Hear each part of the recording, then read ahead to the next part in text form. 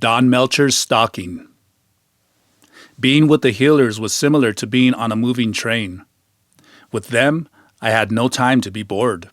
We were always busy with something important, or extremely urgent, as the healers would say. We were either healing someone who was sick or taking an arduous hike on the top of a distant mountain, which we occasionally did for the sake of the walk itself. If you have nothing to do, don't come do it here, was their much repeated refrain. They gave jobs to all who came to them, an effective way of getting rid of the layabouts who just wanted to gossip or hang around. The events which took place during the first stage of my learning left a deep mark on me. Strange occurrences and unexpected lessons together produced a state of alertness in me, as if at any minute something momentous was about to happen. Just when I thought that the dust had settled, so to speak, and was beginning to get an idea of what was going on among those people, I was given another awesome lesson, this time in the art of stalking. I had asked Don Melchor about power objects on a number of occasions, but he never told me anything meaningful about them. One day he called me over and said he was going to show me a place in the mountains where, with luck, we might find a power object. As he spoke, he nodded repeatedly, as if spurring me to adventure. But he warned me, "This will be a long and dangerous expedition, so you need to prepare." He had me prepare a large backpack with food and other necessary things, apparently planning to spend several days away from home. The walk was actually exhausting. After we'd walked for 2 days, we still had not even reached the mountain we were supposed to climb. The heat and the insects made the trip even harder. Towards noon, as we headed for a rock wall, Don Melchor decided it was a good moment to take a break, and I agreed. He then suggested that I go to the bushes to empty my bowels. We resumed the path, and as we climbed a steep ledge in order to cross a ravine, Don Melchor held out his hand to help me across the gap. Having crossed, I looked up and almost shit my pants out of pure fright. I was holding the hand of Don Gabanito, not Don Melchor's hand. I was completely shocked and numbed for a long time. Don Gabanito was very understanding, saying that things like that were bound to happen sooner or later and should not be taken too seriously. We sat down on some rocks at my request because I did not feel well. I was confused, half asleep, and for a moment not sure of where I was or with whom I had been walking. I remained sitting there, trying to recover. Don Gabanito started throwing a tantrum because I was not answering his questions. His histrionics took me out of my self-reflection. He then said it might be better to call Don Melchor back. I wanted to say no, but he did not wait for my comments and began to shout, "Chon, hey Chon, come here!" He went behind some rocks, still calling for Chon. From behind the other side of the rocks, Don Melchor appeared, smiling like someone who had just made a prank. I had the clear impression that they both had been playing tricks on me. I desperately tried to calm my reason by telling myself that Don Gabanito had perhaps been hiding among the rocks, and I grabbed my hand while Don Melchor was hiding to scare me. Deep down, however, I knew that was not the case, because Don Gabanito had been wearing the same clothes as Don Melchor.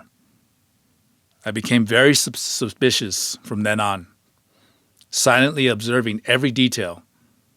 Then I realized that I had never before seen Don Gabanito and Don Melchor together in the same place. It was only much later that I understood Don Melchor's stupendous maneuver. As Don Gabanito, he changed both his physical behavior and his personality so radically that he actually became someone else. He convinced everyone.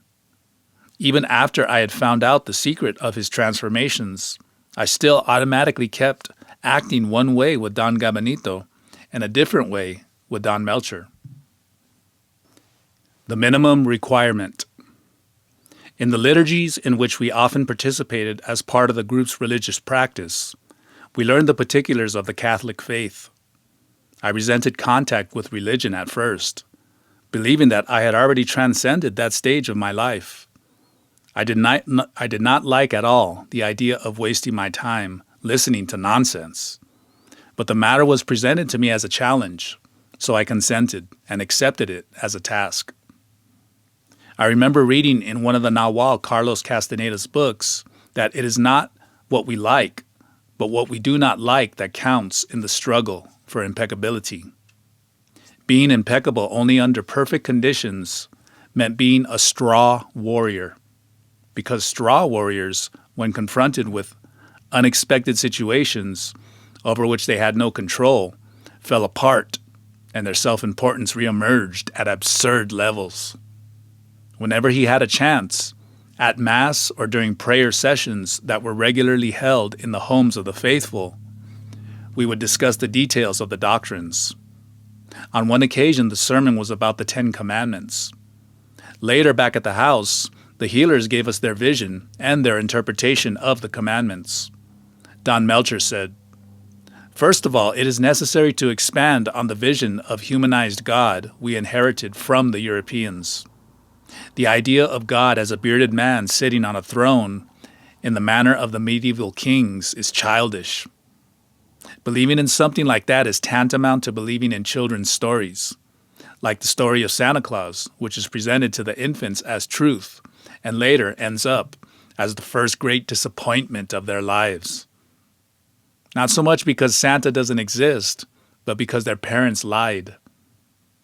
It is at that point that lying becomes part of the child's world, and it is actually the moment when children lose their innocence. To reach God, we need to recover our original purity, which gave us the ability to believe in Santa Claus. The only way to conceive of God is abstractly, because everything is vibrating energy. When we realize that we are part of that same energy, we integrate with God. Consider the billions of galaxies that exist in the universe, each with its billions of suns, each of them with planets revolving around it, all of it moving like clockwork. It is obvious even to atheists that there is a powerful creative force at work behind all that. Even they intuit that everything exists as part of something immeasurable and incomprehensible. That something is what people call God. Each religion and each culture has a different name for this infinity. Scientists call that nameless force gravity, without understanding their own words. We use names that came to us from antiquity, but names are really irrelevant. What matters is the effort one makes to come into direct contact with this force, with God.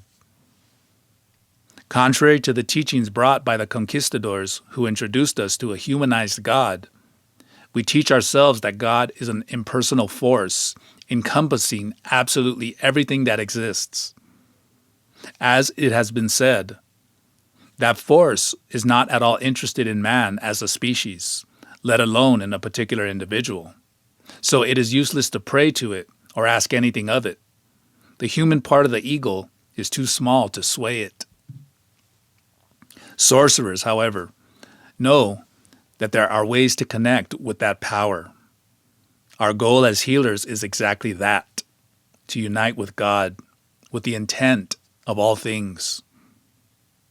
I remember my nervousness and unease when we were ordered to strictly observe the rules of the church. At first I was confused and distressed by those demands. But later, as I struggled to meet them, I realized that there was more to it than I thought. Following the 10 Commandments helps a warrior achieve one of the most coveted goals of a sorcerer, impeccability, or profit at minimum cost, as they say. In the sessions in which we participated, we were taught the laws, commandments, and rules until we had learned them all. At the beginning, I really found it all quite repulsive.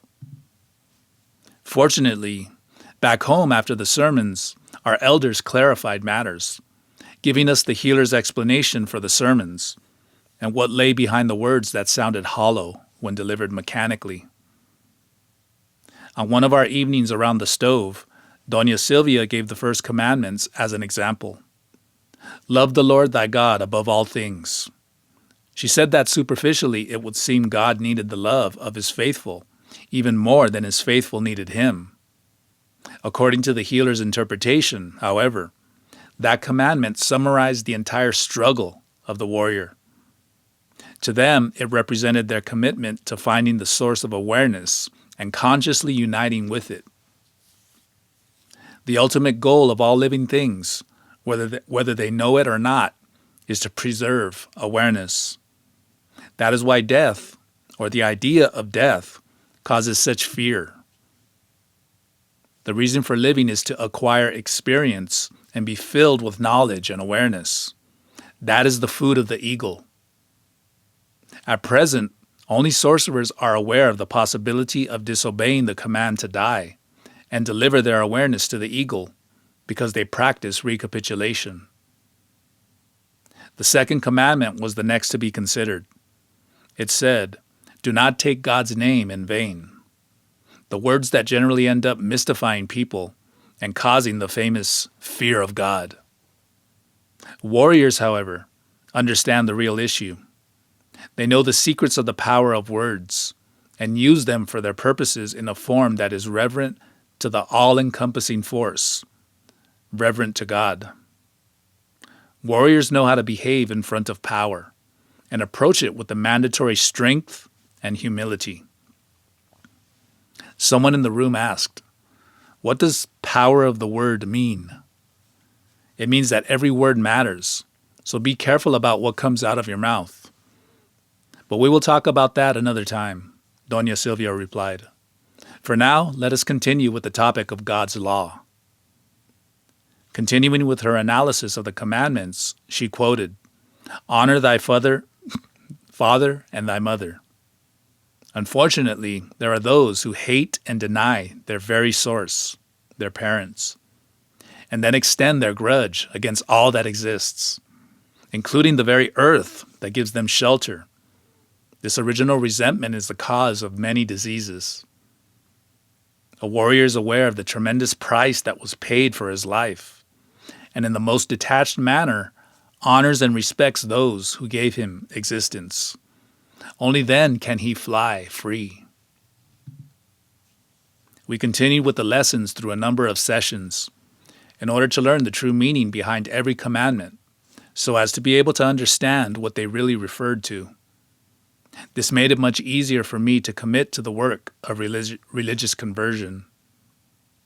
I remember that Doña Silvia gave us the task of hanging the 10 Commandments up on the wall in a visible place in our sleeping quarters and learning them by heart. I thought I already knew them, but when I tried to write them down, I realized I did not know them all that well. So I copied them down on a sheet of paper after checking the source. 1. Love the Lord thy God above all things. 2. Do not take God's name in vain. 3. Keep the Sabbath holy. 4. Honor thy father and thy mother. 5. Do not kill. 6. Do not commit adultery. 7. Do not steal. 8. Do not bear false witness. 9. Do not suffer impure thoughts and desires.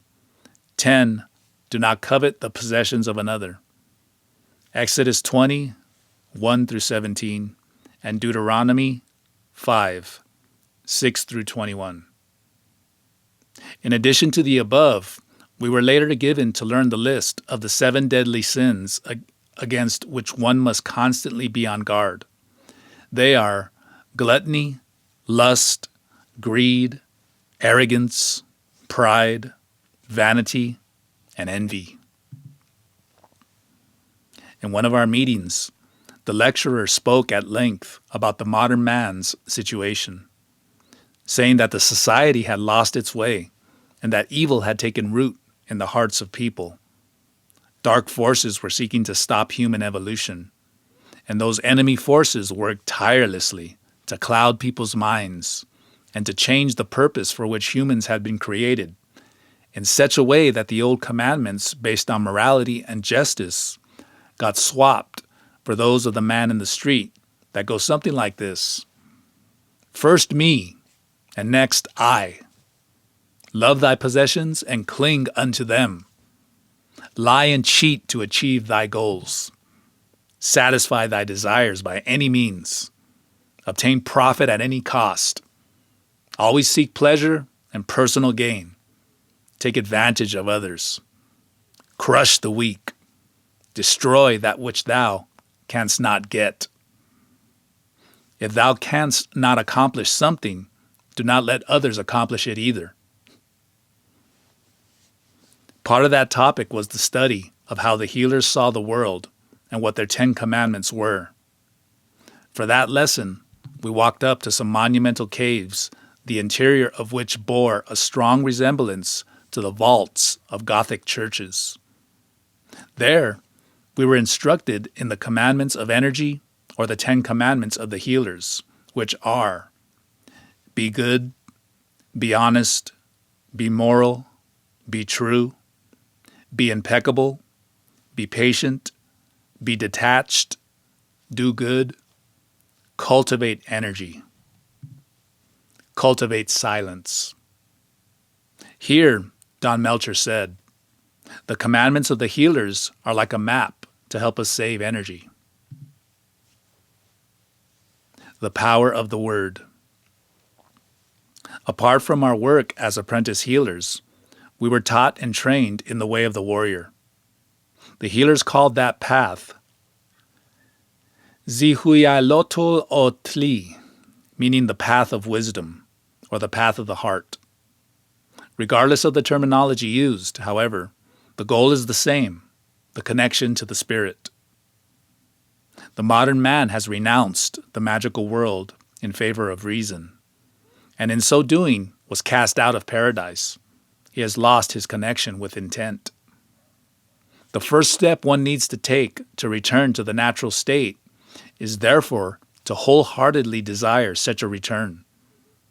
Then, step by step, through warrior's training, one begins cleaning one's connecting link with intent and bringing it back to life. Energy is cumulative. Each act that exercises the will, every instance of choosing to behave impeccably, helps the next act and makes it easier. Making the connecting link operational again is the way to achieve integration. We learn that we create the world by attention and keep it stable by means of will. We say that things are like this or like that. We believe in this or in that, and thus ensure that things are in this or that way. Sorcerers say that by doing so, we decree the world. We set its parameters. Doña Silvia clarified this point for us, saying, decreeing is like sowing seeds of intent so that they germinate later. What she meant was that if we put our intent into a certain thing, it later becomes reality, which is why we need to be careful with our thoughts and the words that come out of our mouths. Because unless we have control, the intent coming to us will be blind. She advised, you must be very careful when you decree, because it works in both directions. Love and hate are decreed with equal intensity, and so are forgiveness and revenge. Those who choose evil condemn themselves because we are bound to our commands, and whatever we decree comes to us later. It's not that there are two kinds of intent, but rather the continuity that one decrees. To decree the future deliberately is to decree what will happen next. One does it by activating intent. For that purpose, sorcerers generally use gestures and words concealed within other techniques. What really matters here is that having set up intent, the warrior maintains inner silence and patiently hopes the results will happen. By being attached to one's habits, addictions, and emotions, one unconsciously decrees their continuity. The only way to break away from that chain is to decree the opposite. One of the assistants asked, Can you give us a concrete example of a decree? She replied, To decree is more than just tell yourself mechanically that something is this or that. To decree is to give yourself an order, and to everything possible and impossible to execute it, and do everything possible and impossible to execute it. At first it may be difficult, but as you keep to your decision time and time again, there will come a moment when your command will become law. Giving yourself an order means giving yourself a command. A command is not a promise. It isn't trying or testing. It is an order, something that must be obeyed. It is something much deeper than mere desire. Once the word has been spoken, once the commitment has been made, forces are unleashed that forge and mold the world, and thereby we engage our will with that of others. Now, if for any reason we go back on our word, we weaken our will and cloud our link with intent. To walk a path, your feet must be on it. There is no substitute for that. Take yourself as an example. Doña Silvia said to the assistant who had asked her the question, You live complaining that you can't enter dreaming, when all you need to do is give yourself an order. Convince yourself that you are a dreamer, that you are already there. We are what we say we are. That works for the good things and for bad. If we want to change something in ourselves, we must begin by repeating again and again the desired change. Even if at first the affirmations we utter aren't entirely true. It is not a big deal, because in time they will become so. Our command will become the eagle's command. We decree at every moment and in every decision we make, whether we like it or not. A sorcerer therefore asks himself, if I have to decree anyway, why not do it consciously and select whatever suits me most? The sorcerers thus effectively eradicate from their vocabulary all the negative or destructive thoughts, words and ideas that delay or harm their progress along the path. When we make a decision, however small, imponderable forces are unleashed, forces that might well lead to our death. Any and every decision counts, because in our world where death stalks, nothing is more important than anything else. Your sense of being impeccable will come from knowing what decision to make and when to make them. It so happened that one of the assistants felt the need to say something to an absent colleague that evening, but had no way of communicating with him. Doña Silvia said, "Come with me for a moment." She went out of the house and gave a shrill whistle. I thought she had used a device to produce the sound because of the way she had put her hands to her mouth, but then noticed that she was not holding anything. She whistled repeatedly, then went back in and said, "Now we just have to wait." We looked at each other questioningly, and she explained, "Healers work their tricks at crossroads, which means that we apply our will at the very point of a decisive juncture. That is how we manage to do many things, including healing people." I asked, "What are you talking about?" To answer that, I have to explain the art of interference. She replied and called everyone to gather around her again. I must warn you that what I'm about to explain is of such huge importance that great responsibility comes with this knowledge. Some people feel that it ought to be kept secret, but we have learned that only those who manage to accumulate enough power are able to make use of what I'll tell you now. Once we've understood that we are connected to everything around us, we humbly take our place within the creation. Then we observe carefully where the link between one point and another lies. Once we've discovered that, the rest is easy. All one has to do is apply one's will to that spot to interfere with its operation. Some people use ritual to keep their attention focused for long periods of time. But over the time, with practice, ritual becomes unnecessary. One decrees continuity. To interfere with anything, one must decree first. Doña Silvia watched us for a while to see our reaction, then went on. I will teach you a magic verse, a formula to learn and repeat every night, like Hail Mary. She put her hands together as if for prayer and said, it goes like this. I set upon my will an unbending intent that once I make a decision, I shall carry it out to the end. Even if it costs me my life, I shall never commit to what is not my will. Doña Silvia finished her incantation by making the sign of the cross, then continued. When spoken with purpose and intent, words carry great power. The main reason why ordinary people are excluded from the world of power is because they never keep their word. Warriors know that words are directly linked to intent and should therefore be used with purpose, which is why they carefully consider everything that comes out of their mouths. Ordinary people speak without thinking, and in so doing, they expose themselves. Using the same techniques that turn ordinary people into idiots, a warrior saves himself from that predicament.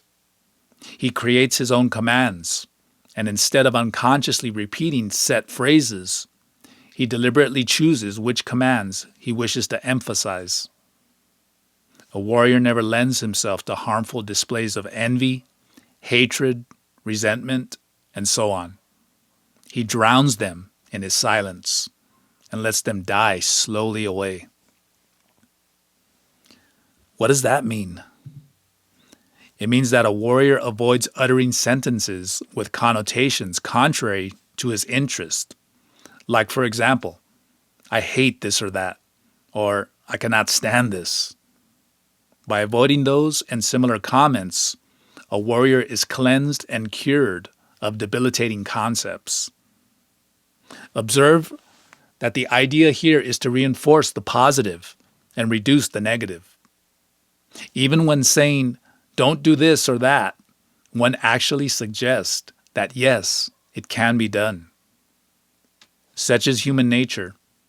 It is therefore important to cultivate the ideas of strength and beauty in the mind, because they are the filter through which we look at the world.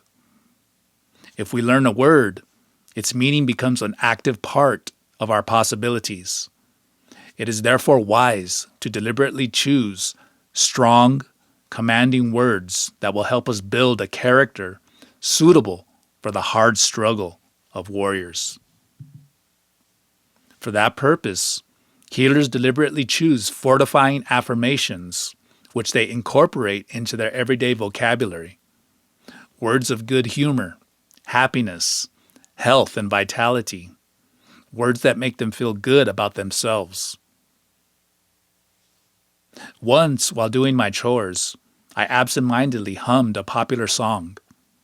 Doña Silvia drew my attention to the words of the song, so that I would understand how we constantly give ourselves commands we are not even aware of. A word becomes spent when it acquires connotations that weaken its essence and divert its intention so that it is no longer impeccable and no longer suitable as a warrior's affirmation. Warriors avoid speaking such words or phrases. There are fresh and strong words, and there are old and worn-out ones. When a word loses its force, it needs to be replaced. The word love, for example, has become so commercialized it has almost lost its meaning. Yet those who truly love know what is behind that word. They know it implies the abandonment of the ego. As a general rule, one must use words with great care if one wants to preserve one's power, and must never fail intent. As an exercise, Doña Silvia told us to make a list of words we unconsciously repeated so that we would become aware of them. Then she instructed us to substitute positive words or reaffirm positively the negative aspects of words we dragged along so that they would be annulled. We first of all need to become aware of our automatic repetitions and why we are making them. We must understand what the word used without intent has turned into and what damage it can cause. When, for example, someone innocently says that something is killing him, or even that this or that makes him sick, one is self-programming the fulfillment of that statement. The fact that I was creating my list alongside my fellow apprentices turned out to be very useful, as other people notice our repetitions more readily than we do. Following Doña Silvia's program, we devoted ourselves to the task of becoming aware that we did have a repetition habit. We then took every word or phrase that we were in the habit of repeating and gave it a healing treatment. By meditating on it and then repeating it many times in a sequence, sometimes even in a mocking tone, we made those words lose completely their basic meaning, and with it, their suggestive power. By bathing them in attention, we offloaded the burden of their subconscious meaning. Another interesting exercise we practiced, one which produced excellent results, was to assign arbitrary values to words. Yet another one was to make lists of important words that needed examining and pin them up where we could see them. Some words, however, represent conglomerates of values deeply rooted in us, and it is difficult for us to break our fixation on them. Those are best dealt with as memories of experiences to be examined during recapitulation. There is a common saying among the healers: our life is the sum of our intent. It is as you decree it. Words are so powerful, Doña Silvia went on, that all by themselves they have the power to move the assemblage points of people.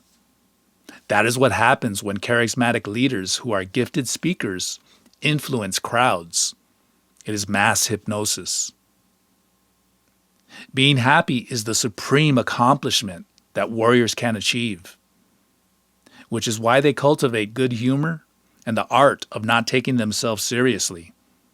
They learn how to apply the power of words in pursuit of happiness, laughter, and good living. Our conversation was suddenly interrupted by the absent apprentice's arrival. Doña Silvia commented with a huge smile, "It never fails." Ohtli Necuapalli. Once, while teaching us about keeping our energy layers tight, Don Melchor spoke of something that in the language of the healers meant shredding the basic components and could be translated as genetic recapitulation. The only way to revitalize our congenital energy and put it entirely at the disposal of our awareness was by compacting it, he said. To achieve this, it was first necessary to scrutinize it from the base up. I remembered that Carlos had touched upon that topic in one of his talks. He said it was essential to know our energetic potential, and that it was therefore necessary to investigate our origins by discovering how our parents had made us. In one of his public lectures in which I assisted, he said, "By finding out what mood our parents were in at the time of our conception, we can say for certain whether the act that brought us to this world was infiltrated by ethical or religious concerns. Through meticulous scrutiny, it is possible to find out whether or not there was passion. Without passion, the act was mediocre and lacked the necessary strength. Carlos classified himself as the product of a bored fuck. He told us that because of our socialization, very few people had in fact issued from passionate relationships. Because of that, his teacher advised him to be very cautious with the use of his energy, and said that in his case, all excesses were strictly forbidden.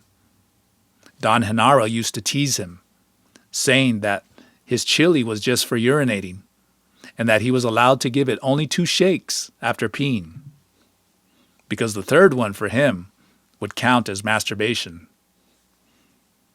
It was Carlos's custom to illustrate his teachings with jokes and funny comments. On one occasion, when the topic of sex was being discussed, he told us that until recently, the Spanish did not even undress during sexual intercourse. The idea that it was a sin was so strong that to rid themselves of the guilt for participating in so sinful an act, they would kneel beside the bed and in their prayers repeat the refrain, "Not as vice, not because it's nice, but to place a son in thy service." Carlos had spoken the invocation with an exaggerated Castilian accent, which provoked a wave of laughter in the audience. He then added more seriously, "It is easy to predict the energy level of the creature that is being created in that kind of relationship." He added that in our case, it was possible to determine how we were made in 2 ways, by directly asking our parents or by using a specialized form of recapitulation, of which he gave no details on that occasion. Answering a question, he said, "A good recapitulation has no limits. It can take you back to the moment of your birth and beyond." Since for couples, sexual intercourse often turns into a mandatory event which must be performed regardless, it tends to become an ordinary, boring act in which the fire of passion has died, leaving daily routine in its place. The ones who pay the greatest price for this transformation are the children, born with an energy level so low that they are like old people from the day they are born. That is why Carlos once said of one person in the group that he was fortunate to have been a bastard. He explained that in that type of relationship, there was at least a chance of there being enough passion during the act of procreation. It was doubtlessly due to this that the energy level of the person in question was higher than normal. The healer's tradition also uses those concepts. One of the speakers once commented on an extract from the Bible, which said that to enter the kingdom of heaven meant to be born a second time.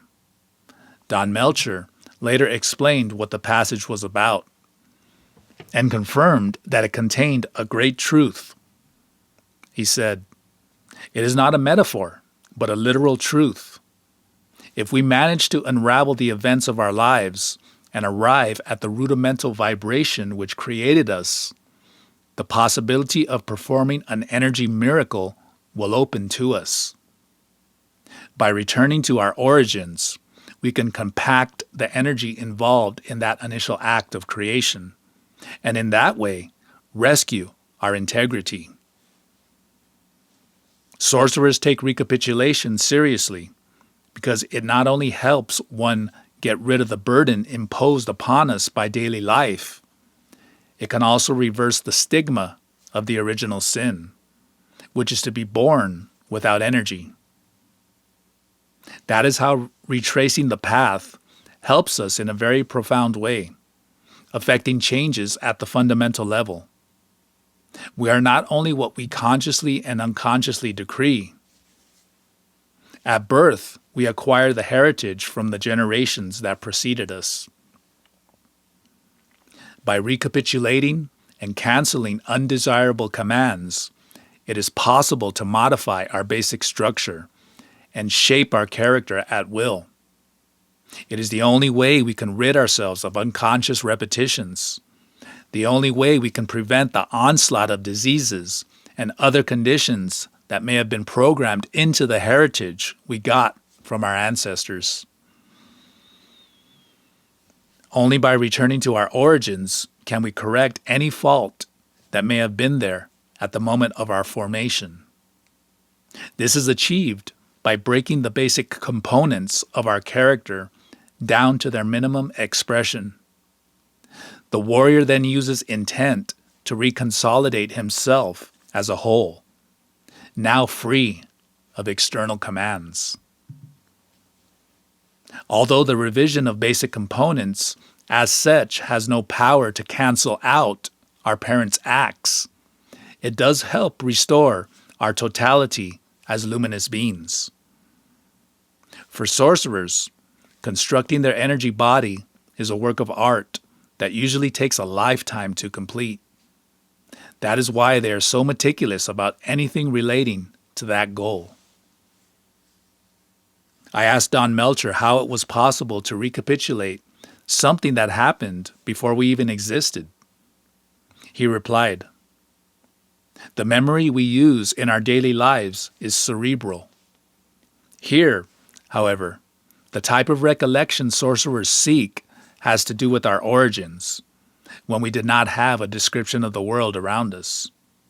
To be sure, our basic components, or the energy fibers that make us up, obviously had to be present at the moment of our creation. Those fibers recorded it all." Along the same line of thought, he clarified, "I'm not referring only to the physical aspect of our birth, but to the exact moment of our formation as units of luminosity. I'm talking about luminous fibers, where the fusion of two segments in a given moment produces the spark of individual awareness.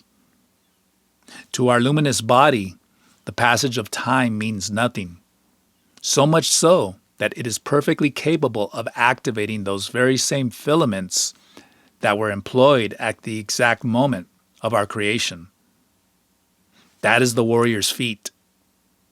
Achieving it, one might even get to perceive oneself as one really is, a fiber of light, aware of itself. Every human being's potential includes all the capacities of a warrior. It is just a matter of activating them. Everything begins with an initial act of will. If we then faithfully continue reviewing our actions, we successfully revive our link with the spirit.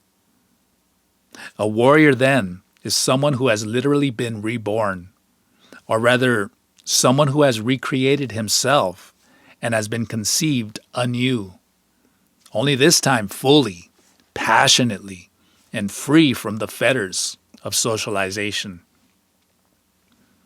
The complete history of our ancestors is stored in our basic components. Retrieving that history is an act of power through which we definitively disintegrate the illusion of I. That history is not composed of words or images, although it is entirely possible to realign with any of them in order to make the return journey. Continuing with his explanation, Don Melchor clarified that point. The memories we usually access during our genetic recapitulation are in fact impressions that jolt the totality of our fibers, making us aware of why we are as we are, and why we react as we habitually do. Genetic recapitulation brings us into contact with the immense burden we carry, imprinted in us as the heritage from our ancestors.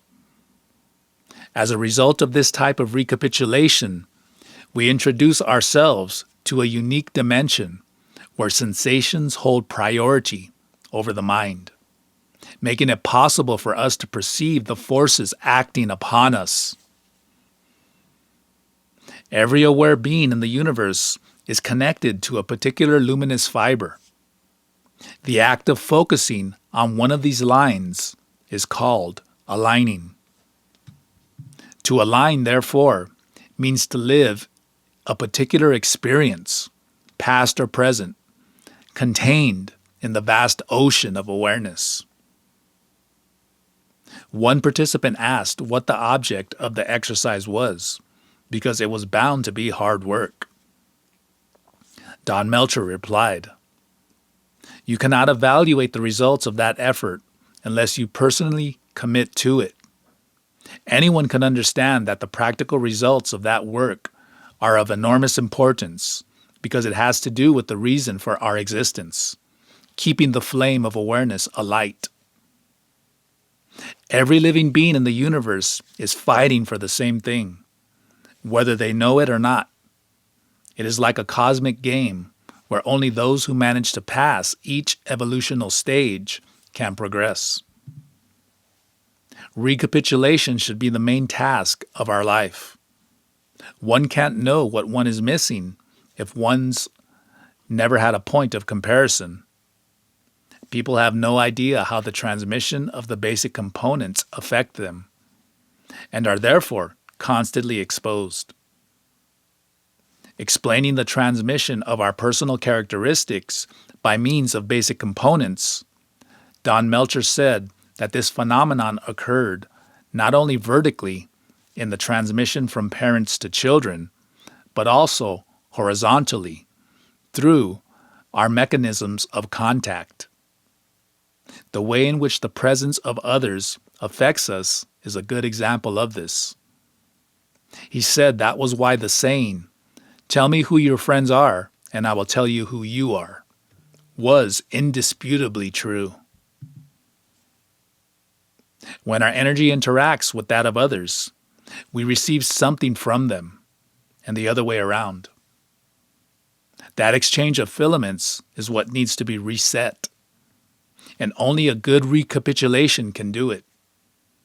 That is why warriors go to extremes to save energy, by strictly avoiding taking part in activities that might drain their personal power. He gave the way sorcerers interacted with ordinary people as an example. One can only deal with mundane people through acting, by dodging them to avoid being ensnared in their coils. What Carlos called the art of stalking, the healers called the art of acting. Don Melchor said that in interacting with the people they were healing, the healers ran a calculated risk. It was therefore common for them to disappear from time to time to retrace their steps. Consequently, whenever it was difficult to find someone in the group at a given moment, everyone would know that he or she had retired and under no circumstances was to be disturbed. That is how they referred to someone who was busy recapitulating. Don Melchor commented, "That is the only way one can stay on top of things. Otherwise, you sink under the pressure of relationships and end up acting like ordinary people do. Such is the power of exchanging the basic components." Someone wanted to know how it affected the relationship between parents and children. At the time of conception, Don Melchor explained, parents fused their energy. Each parent donated a light fiber of his or her own energy to form the new life. The miracle of conception consisted of trapping a handful of filaments of the energy at large inside a new luminous cocoon. That is how new life was formed. Following the creation of a new being, the energies of parents and children inevitably remained intermingled because each is part of the other. But recapitulation is very useful even then because it minimizes the loss of energy. He told us about a custom of the ancients that was still observed in rural communities. One never carried a child in front of one's body, but mounted on the hip or on one's back. Adults were also very careful not to embrace the child frontally. That practice came from the sorcerers who knew that affection for children was, in reality, concern, and that parents were energetically drained through that feeling. Frontal embraces increased the drainage, which is why they opted for carrying the child strapped to the back or seated on the hip. It is also a favor to the little one, since it helps the child feel more independent and have self-confidence. It is all about saving every bit of energy possible. It is an effort similar to following a diet, and it is available to everyone. All one needs to do is to make a commitment to oneself. Unfortunately, as with a diet, the main factor is discipline. And as even the simplest decision to change requires an extra amount of energy, most people are not even fit to embark on such an undertaking. When people are told they need to reassess the aspects of their life which they are most attached to, they do an about turn and leave the issue for another day, saying, "What? Me stay single? Or me give up smoking? No, anything but that." If we manage to solve the problem of energy, we will have made a huge step. We will have entered another world. But how many of us are willing to pay the price? I remember being assigned a very special exercise during our training. The exercise consisted of walking backwards while treading in our own footsteps with precision. At first, I thought it would be easy, but trying to do it, I realized it was much more difficult than I had thought. The level of concentration and physical control required was extremely intense, and the execution had to be perfect. We spent months training before we were sufficiently skilled to do it. After a tiring day of practice, Don Melchor came over to us and explained the finer points of the exercise. It was, he said, a representation of the sorcerer's task called Ohtli Necuapalli, or retracing the steps. Smiling, he turned to me, his index finger in the air, and in the professorial manner, as if expounding something very intellectual to his students, said Carlitos called it recapitulation. Everyone turned to me and laughed. Don Melchor continued with his explanation. Sorcerer healers also practice recapitulation, but we've added confessing our sins to Grandfather Fire to the technique. Also, in certain cases, one must undertake a return journey and return to the exact location where the recapitulation incident occurred, because there, with the help of correct breathing, one can recover one's soul. You may have heard that healers make return journeys to retrace their steps. That is meant literally. They return to every place they passed through and where they left energy smears. They collect every crumb they may have left scattered along the way. The whole process requires a lot of preparation, as if getting ready to attend a very important event. The most important of all events, in fact, the recovery of the totality of oneself. The warrior then prepares for the return journey, and when he gets back to a place or meets people involved in the past events, he uses recovery techniques and calls back the energy he'd left behind. How do we recover lost energy? What is the procedure? Someone asked. For that, you have to use intent.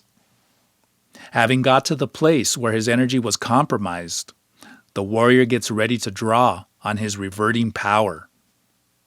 The procedure for recovering energy is to make our hands into claws and, inhaling gently or hard as appropriate, grab the emotions we injected into the place. To get rid of any undesirable energy that may have been deposited in us there, one makes a gesture of rejection, starting from the middle of the chest, and while doing that, exhales. In the case of recovering energy left in another person, all you have to do is touch them once with your left hand and once with your right to give back the energy that has been left in you. Is there a particular place on the other person's body that one should touch? In most cases, a simple squeeze of hand will do, but sometimes it is necessary to touch the chest of the other person. I was able to verify for myself that efficacy of those procedures and can say that to recapitulate in conjunction with the healer's practice of visiting the places where the events of one's life took place greatly increases the power of ordinary recapitulation. In my particular case, I was able to see the results when I tried to retrace my steps on the subject of my family history. It was not until I had recovered every fiber of my energy that I could get the full measure of the value of this procedure. On another occasion, in a private conversation, Don Melchor told me, "Once we accept the challenge of being a warrior, the first thing we must do is retrace our steps, because that will give us the extra energy we'll need to start making other changes. It is the only thing that can give an assistant an understanding of what he is doing. If one tries to become a healer without recapitulating, one is lost in endless doubts and hesitations." After a moment of silence, he added, "Through recapitulation, one can even change appearance." "What does that mean, Don Melchor?" "I'm saying that sorcerers can change their appearance at will. Don Gabanito is an example.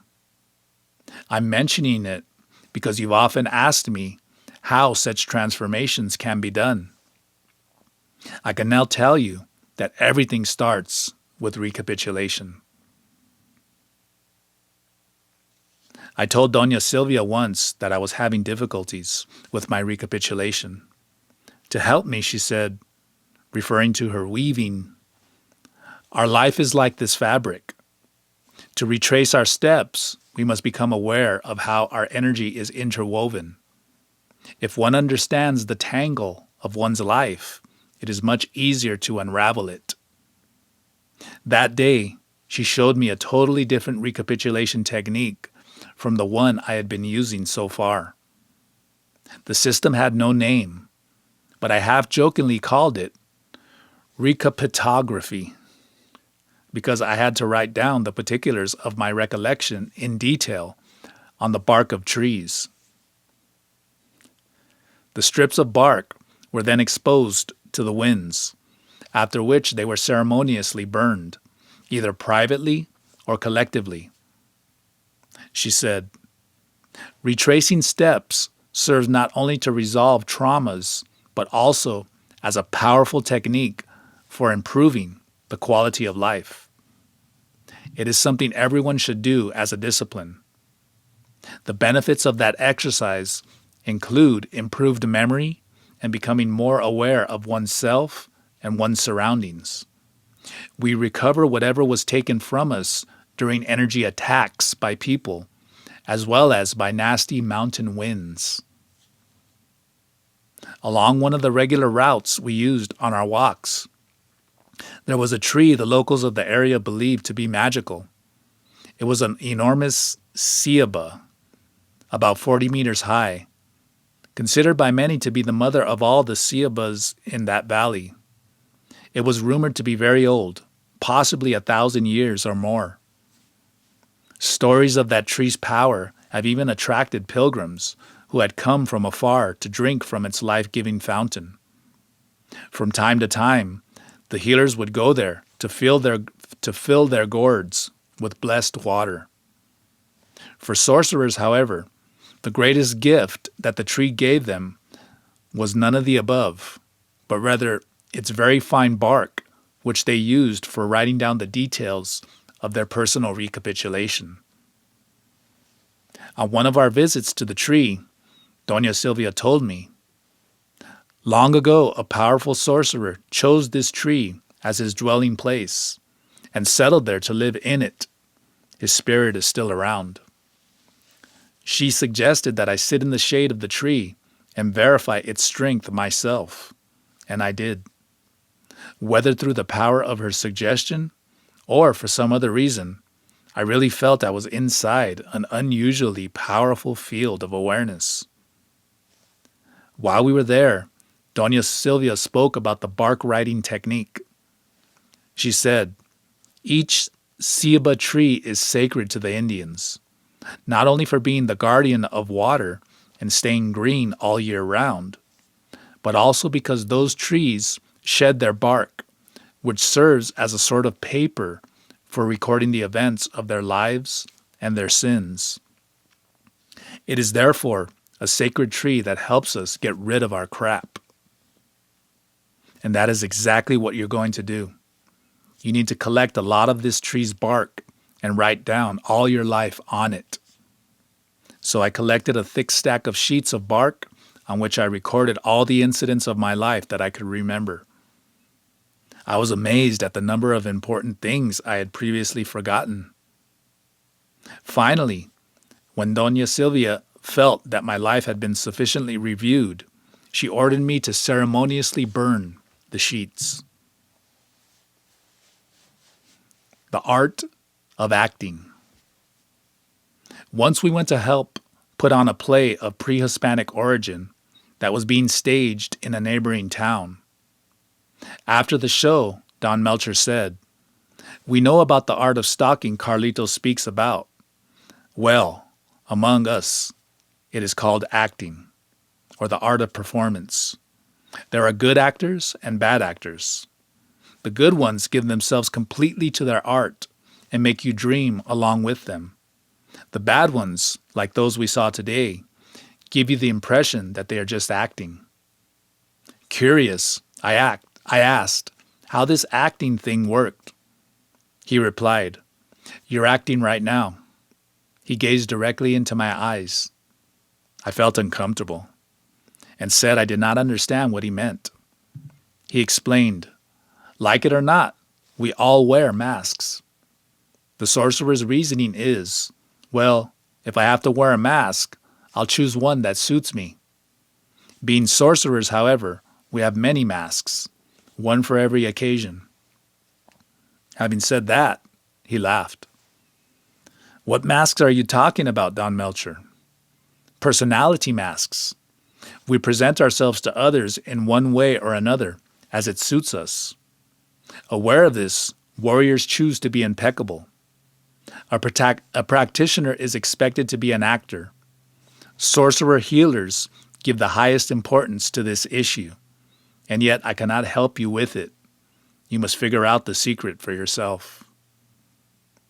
The task of working out the question of stalking by myself made me suspicious and put me in a bad mood, although I was not aware of it. Without realizing it, I developed the intent of monitoring others. This made me keep to myself and judge everyone around me. On one occasion, I told the healers that I wanted to go to Mexico City to fetch my clothes and belongings. They endorsed the idea, but when I returned, I was told to burn everything I had brought. They even ordered me to get rid of my portable stereo. After I complied with their order, without question, they gave me new clothes. What surprised me most was that they fit me perfectly. As I plunged into my work, the healers gave me the task of erasing myself. I found it very difficult to follow their request. They helped me heal not only my physical wounds, but also some very old psychological ones I had been carrying within me. They taught me that only by facing the unresolved situations of my life would I rid myself completely of my personal history. It was easy enough for me to create a fog around me and leave everyone who knew me. But understanding and forgiving those who had hurt me in the past was another matter. The resentment I suffered, prevented me from making progress in my work. I had to get rid of those old grudges before completing my task. So I made long journeys to each place where I had been hurt, to the exact spot. By doing this, I recovered every scrap of energy I had left behind. One day, without notice, Don Melchor asked me to come with him. I thought we would head for the hills, but instead we caught a bus to a town I had never visited before. There he took me to a house, surrounded by high walls. One could barely see the house for the great number of trees growing around it. He told me to go to the front door, which was a good distance from the gate, and instructed me to knock loudly. Worried that there might be fierce dogs around, I walked cautiously down the pathway. I knocked as hard as I could and ran back to Don Melchor. After a considerable wait, the owner came out of the house and very politely greeted Don Melchor as someone who he held in high esteem. Don Melchor introduced him to me, saying his friend was called Bernardo and was a theater producer.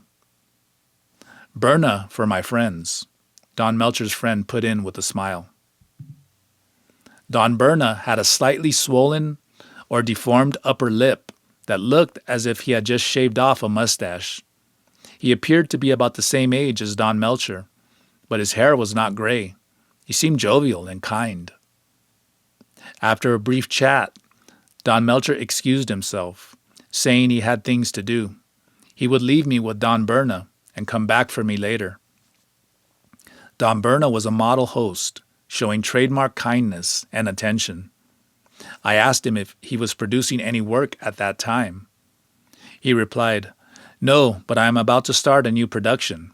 Would you like to take part in it?" His unanticipated question caught me by surprise. I said I was busy with my duties and that we should better leave it for some other time. Looking like someone in possession of a secret, he told me he was charged with teaching me to be an actor. Smiling, he added, "The Castanedistas called it the art of stalking." The Castanedistas. What have you done in that field? Don Berna was a truly unique individual.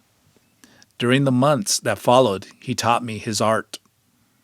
At first, I honestly thought he was merely teaching me the art of drama, but after a while I could see that there was much more behind it. Among the many tasks I received from Don Berna, there was a whole list of actions to be taken at once. Some were nothing more than that simple analysis and acceptance of facts, while other items on the list were practical activities requiring strategy and deliberate action. Don Berna once told me, "Control your feelings and emotions, and you'll take control of your life. Only then will you be free." Free from what? I retorted belligerently, feeling threatened by the simple idea of suppressing my feelings, and I even snapped at him that I wasn't interested in repressing what I felt. Don Berna just laughed and said nothing. I spent a lot of time pondering the matter. The next time I saw him, I reopened the debate on mental freedom. He accused me of having a closed mind and said I was extremely inflexible with my cherished concepts. Naturally, I started defending myself. I told him I considered myself a reasonable person, open-minded and willing to receive and learn new ideas. "See," he said reproachfully, "you always twist everything. Freedom of mind is much more than willingness to learn new things. To achieve freedom of mind, you need to be the master of your emotions and of your thoughts. Look at the mind as if it were a wild horse that has bolted. You can only say you've achieved freedom of mind when you've put reins on that horse and are controlling it as you please. If not, you'll always be a slave to your sentimentalism." I told him, without much conviction, that I believed I was master of my feelings. He laughed heartily and said, "It is common for people to confuse the concept of feeling with their sentiments." I looked at him bewildered and said that for me, those two words meant the same thing. Don Berna explained, "It is very important not to confuse the two concepts, because if you do, you'll fall into every trap laid by your mind, and your energy will drain away as if from a punctured hose. Feeling is inherent to being alive. All living things feel. You can verify that in animals and even insects. If threatened, they are afraid. If treated well, they feel affection or even love." "Then what are sentiments?" I asked, now really confused. "Sentiments, on the other hand, are the result of the mental process in which we use our memory to evoke certain moods." He regarded me as if waiting for a comment. As I had none, he went on, "So you can see that our sentiments are neither more nor less than mental masturbation. We wallow like pigs in our own excrement and call that sensitivity. I say it is not sensitive at all, but a shameful way to indulge in our vices." I was speechless because of the implications of what he said. I felt that he was referring directly to my weaknesses. I saw myself cornered and threatened by something that I could not clearly define. "There is nothing wrong with feeling," Don Berna went on. "On the contrary, you have to be dead not to feel anything. But when you use your memory to recall what you should feel, then you are not feeling at all. What you perceive in that case is a second-hand feeling that has been sullied by passing through the sieve of the mind." The sieve of the mind. "But how can I control my emotions?" I asked, knowing we all suffered emotional assaults from time to time. He replied, "By being deliberate and not giving in to your vices. It is also most important to have a definite purpose in everything you do. Only idiots go through life reacting to their environment without the slightest control over themselves. They are like marionettes that let themselves be manipulated by every hook they encounter." I asked what he meant by hooks. "By hooks, I mean the lures of modern life. In the consumer society in which we live, it is hard to go anywhere without someone trying to sell you something, or trying to take advantage of you, or grab something from you. In the city, it is hard to look anywhere without seeing an advertisement. All this is designed to get people to react to the environment. That is the way the powers that be hold people by the balls. To achieve emotional freedom, one must be crystal clear. When you feel a rush of emotion overtaking you, you must pull at the reins of that wild horse. By doing so, you can save huge amounts of energy." I understood Don Berna's lesson. He was right. Most of the time, when talking to myself, I would evoke the feelings that corresponded to the course of my thoughts. I realized that the amount of energy I spent in doing that was indeed exorbitant. Once I went to see Don Berna, but did not find him at home. I went to the market where he had a stall for selling sundries and found him there busy selling a Zoloitzli puppy. That breed of dog is native to Mexico, and their main characteristic is lack of hair. At first they seem ugly, but after getting to know them, you realize that they are the best friends you can have. In a little while, having completed the sale, Don Berna came to me and invited me for a walk around the square. Our conversation turned to how one needed to work for a living. "Achieving financial freedom is of utmost importance," he said. "A sorcerer who cannot make his own living does not deserve to be called a sorcerer. There are many people who are dependent on others, and thus live under constant pressure due to their lack of vision and initiative. I'm not saying you have to make a fortune. No. What I mean is that you have to earn at least enough not to be dependent on anyone. And you must plot your strategy so that you have enough time for your training practices. As you can see, It's more complicated than it seems. I felt terrible after hearing those words. I thought he had said that because I lived with the grandparents, and even though I helped with the daily chores, I had no other source of income.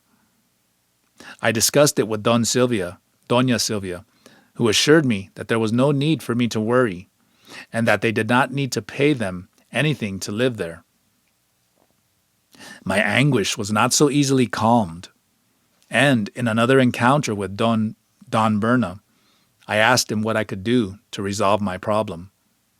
He smiled with pleasure at my question and said, "I'd like you to make a list of lucrative activities with which you can identify and present it to me the next time you come to see me. For now, I'll teach you the preliminaries of marketing. Taking into consideration that everything is bought and sold, all of us, whether we like it or not, are buyers and sellers. I am sorry to disagree with you, but I can give you an employee as an example. An employee is obviously not a seller," I said with conviction. "Of course he is," Don Berner replied.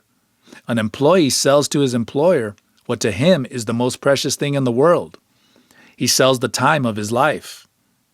The employee provides a skill in his field of activity, and the employer pays him a salary which the employee uses to buy what he needs to go on living, to keep working, and thereby continue the cycle of buying and selling." I stood in silence for a moment, considering what he had said, and then I asked, "What can I do? I have nothing to sell." Jokingly, he said that those who had nothing to sell ended up selling their buttocks. He laughed at his own joke, and then added in a more serious tone, "If you cannot resolve the mundane problem of money, how can you expect to resolve the problem of freedom?" This he said with reproach in his voice. I was shocked by the direction our conversation had taken. The implications of his words were monumental. He went on, "People are conditioned to buy whatever there is. In fact, people go shopping without even knowing what they want, and depend on the salesperson to convince them that their product, whatever that might be, is extremely necessary. If the seller acts convincingly, he gets a sale. If not, he gets a no. But a no never discourages a good salesman, because he knows that after the last no always comes a yes. So he persists." I thought long and hard about how to fulfill that task, but I really had nothing to sell. Then I remembered reading a real-life story about a character who sold birds.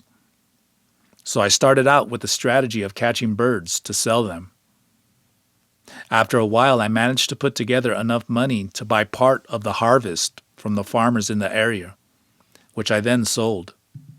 I made enough money to invest in other items, and one thing led to another, until, following Don Berna's instructions, in a short period of time, I managed to acquire a sizable capital.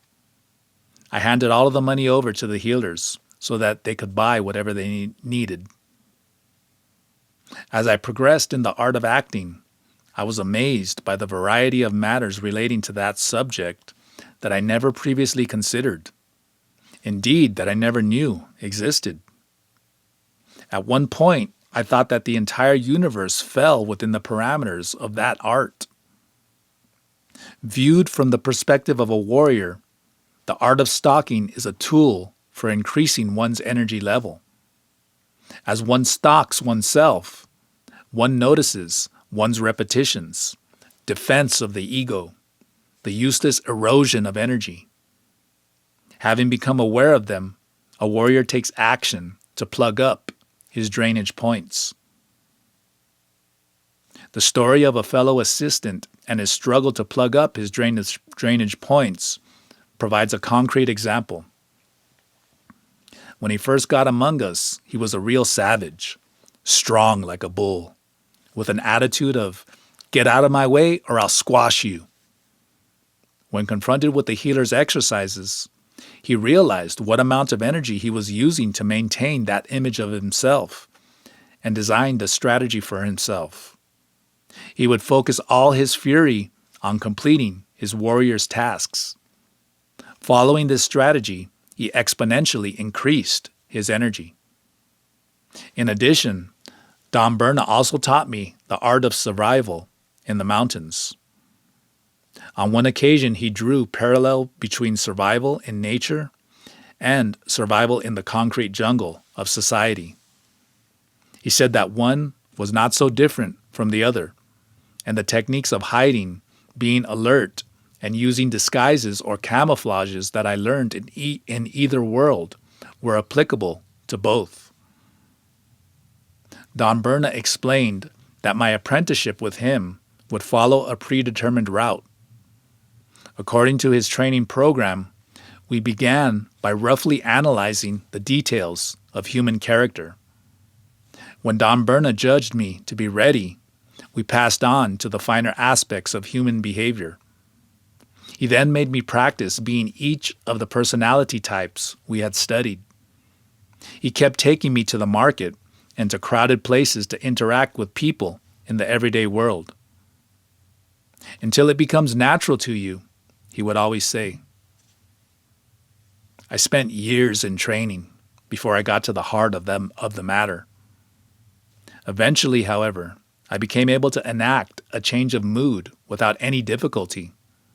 I could go from sadness to joy, or from a smile to tears in seconds. Don Berna taught me to create different selves, which I would have to put on as if they were characters in a play. He personally guided me in creating what he called his masterpiece, entitled The Role of the Impeccable Warrior. He helped me give body and form to that character. We supplied him with a name, a personality, and even a personal history. On one occasion, to everyone's delight, we had a christening party for the character we had created. I took what we did half in jest, as entertainment or a game, until one day I surprised myself by behaving like that character, who was obviously so much more resourceful than my old familiar self. In Don Melchor's words, I had changed horses at a certain moment. I had stopped acting like the weakling. I believed my authentic self to be, and had begun acting as my new self, created intentionally like a character in a play, and in whose skin I felt much more comfortable.